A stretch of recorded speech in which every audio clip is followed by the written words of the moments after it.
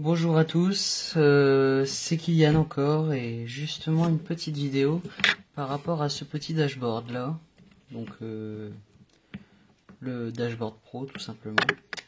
Beaucoup de gens ont commencé à l'acheter un peu partout, hein, que ce soit sur des sites chinois un peu comme AliExpress ou même chez des revendeurs tiers en France comme M365.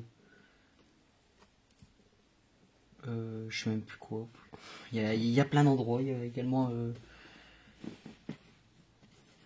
la méthode officielle qui coûte bien plus cher. Je sais plus, 80 € le contrôleur, je crois. Celui-là, il m'a coûté 18 € chez Mamba. Plutôt de bonne qualité. J'ai vérifié vraiment.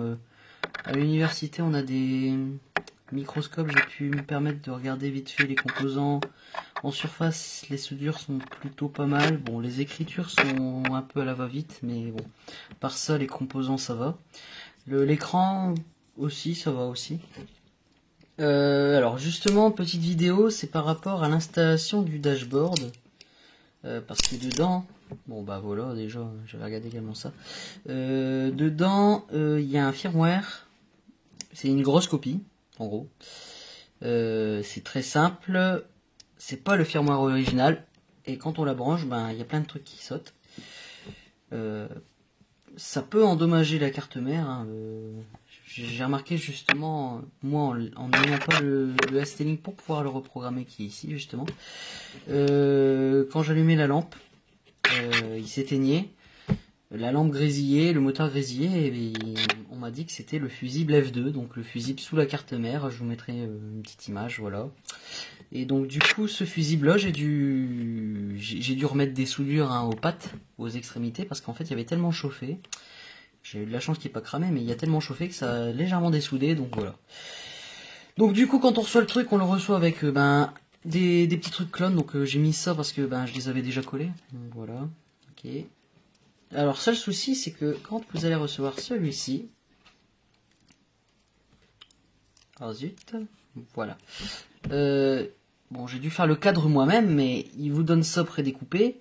Mais alors cette petite partie là et la partie également que j'ai coupée là, ça y est pas. Donc du coup, vraiment, on voit limite tout à travers. Voilà, bon, c'est tout de même assez bon. Voilà. On arrive même à entrevoir légèrement la marque des 4 LED. Je sais pas si on voit bien sur l'écran là. Je crois qu'on le voit bien. Voilà. Donc du coup, bon, bof, voilà. Le firmware est moyen, faut vraiment faire attention. C'est vraiment gadget. Personnellement, même après l'avoir reflashé par précaution, je vais vous faire voir justement après l'avoir reflashé également. Je suis revenu sur le normal parce que c'est encore trop dangereux. Des fois on freine, il te dit non, t'accélères, donc tu es en train de freiner, il va t'accélérer sur le champ, c'est super dangereux même. Des fois on a carrément plus de freinage moteur, ça c'est vraiment chiant. Des fois on a tendance à accélérer, il freine tout seul, c'est également chiant. Vraiment c'est pas au point. On peut rester sur l'officiel firmware de la version pro, mais il faut pas utiliser le mode S. Le mode sport, parce que le mode sport alloue plus d'intensité, donc évidemment plus de puissance dans le moteur, mais également dans le contrôleur, également surtout la batterie, puisque la batterie va demander à plus tirer, et on sait tous très bien dans la pro il n'y a pas le même moteur, et surtout il n'y a pas les mêmes batteries. Donc du coup ça peut être très dangereux à la fois pour le moteur, mais surtout pour la durée de vie des cellules, puisque l'équilibre chimique des cellules est totalement endommagé. Vraiment, il faut faire attention. Donc du coup, pour faire court, je vais vous montrer un peu vite fait comment il faut faire pour le reprogrammer. Donc déjà, ce qu'il vous faut, c'est un contrôleur.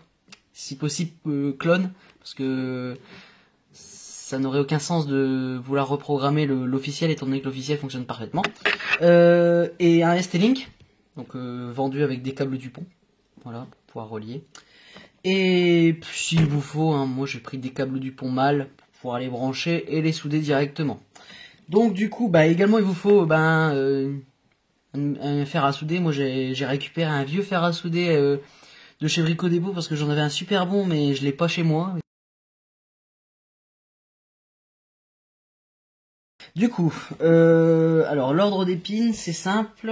Bon, je prends un pour montrer vite fait. Alors la première c'est le 0 volt. Le deuxième c'est le switch clock, donc SWCLK, c'est ce qui permet justement de synchroniser l'horloge du contrôleur et l'horloge de ST-Link. Bah, évidemment, il faut que les choses soient synchronisées.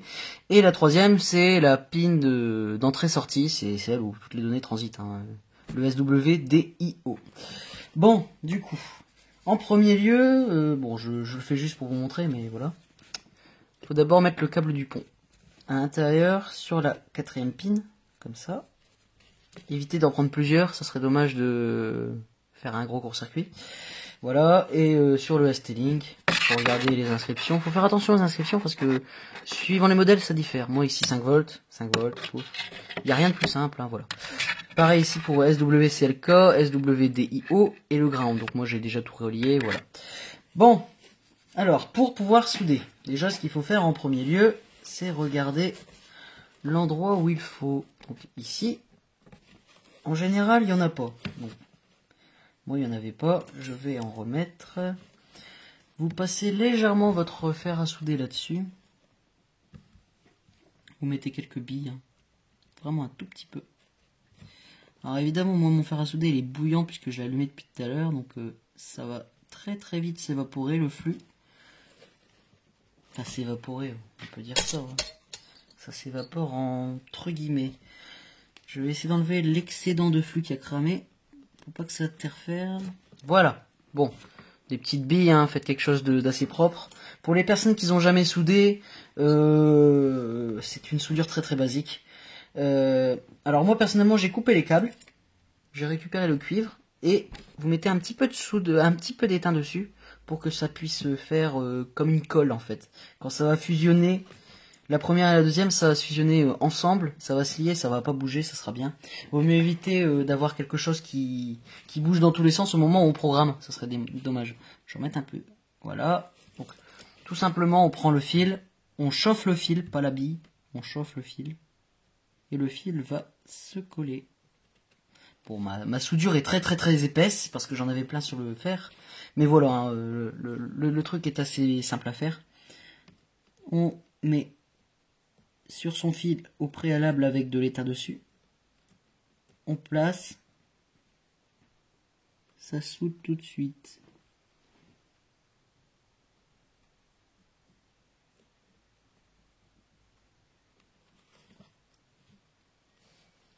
Voilà. Faut aussi faire gaffe à ce que ça s'arrache pas les billes. Parce que si elles s'arrachent, ça peut arracher le circuit. Ça serait dommage. Ah bah justement, regardez. Là, il s'est enlevé. Alors du coup, je vais essayer de le remettre.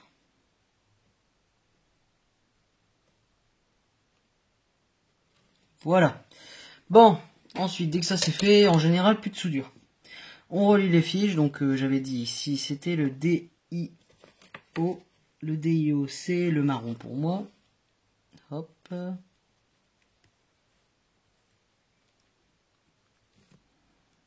Le bleu, c'était le ground. Donc moi, le ground, j'avais mis noir.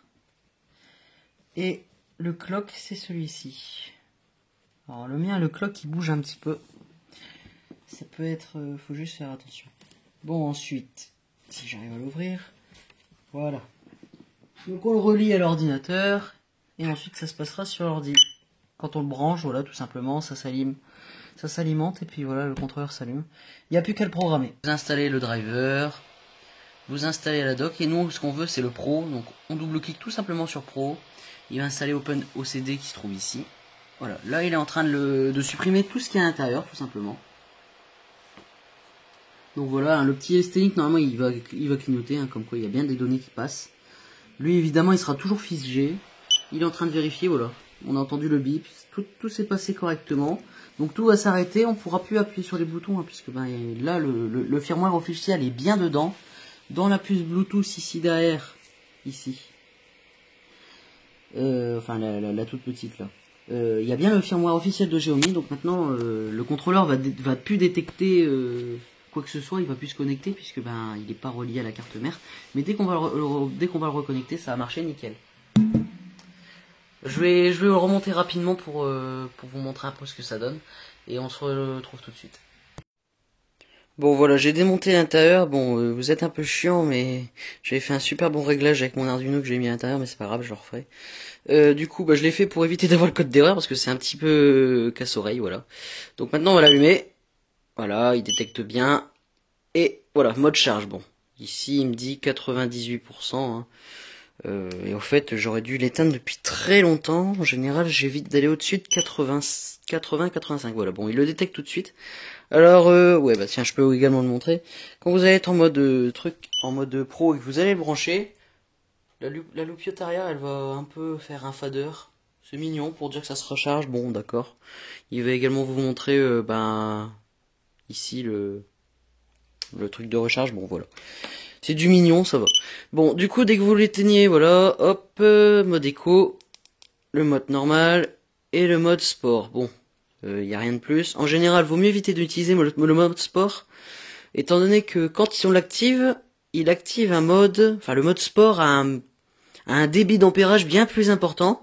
Du coup, ben c'est pas terrible pour le moteur. Bon, c'est un moteur 250 watts. Hein, je l'ai juste, voilà, bon, vous comprenez. Et là, surtout la batterie en dessous, elle, eh ben, elle est faite pour encaisser jusqu'à 20 ampères. Et le pro, lui, va lui demander 25, mais constant. C'est pas 25 ampères d'un coup, non, non, non, c'est constant. Alors du coup, c'est vraiment pas bon pour lui. Vous pouvez vraiment l'endommager. Alors du coup, à vos risques et périls, si vous voulez utiliser le mode sport, je vous conseille juste, c'est de mettre le mode normal à une vitesse plus élevée et le mode sport en attendant d'avoir une constante moteur qui change. Parce que le jour où on pourra changer la constante moteur, pour le mode sport, là, bah, on pourra l'utiliser étant donné qu'on pourra changer la puissance de chaque mode. Donc comme on l'a vu avec les codes d'erreur. Alors logiquement si j'en enlève un il va me péter la gueule, je le sens. Allez, voilà. Voilà, bon tout de suite il me l'a fait. Avec le code d'erreur 14, donc voilà. Bon du coup voilà, c'était comment l'installer et j'espère que ça vous aura aidé au moins. Je vous souhaite une bonne journée et puis n'hésitez pas à venir nous rejoindre sur le groupe Telegram. Celui de la communauté M365 et également celui de la communauté SPZ Julien. Une bonne journée à tous et puis on se dit à bientôt.